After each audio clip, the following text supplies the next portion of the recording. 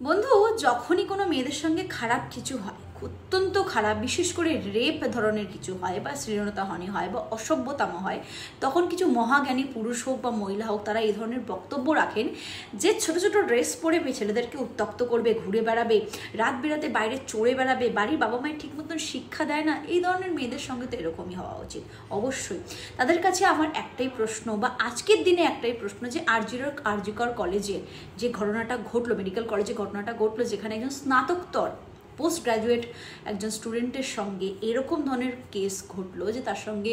Rape হলো এবং তারপরে তার খুন। আমার প্রশ্নটা হচ্ছে যে সে কেমন ধরনের পোশাক পরেছিল, বা এরকম ধরনের পোশাক পরে সে যে ধর্ষণ করেছিল, ধর্ষণকারী তাকে উত্ত্যক্ত করেছিল, বা কীরকম ধরনের আচরণ করেছিল যে সে তার যৌনতাকে আটকেই রাখতে পারেনি, বা কীরকম ধরনের ব্যবহার বা কী ধরনের ব্যবহারের সঙ্গে সে সেই মানুষটাকে প্ররোচনা দিয়েছিল যে আয় আমাকে রেপ কর এবং আমাকে খুন কর। বন্ধুরা, সমস্যাটা কোনো দিন পোশাকে ছিল না, সমস্যাটা কোনো দিন মহিলাদের বাইরে যাওয়া নিয়ে ছিল না, বরং সমস্যাটা চিরকালই সেই পুরুষ মানুষের মানসিকতায় ছিল, যারা মহিলাদেরকে চিরকাল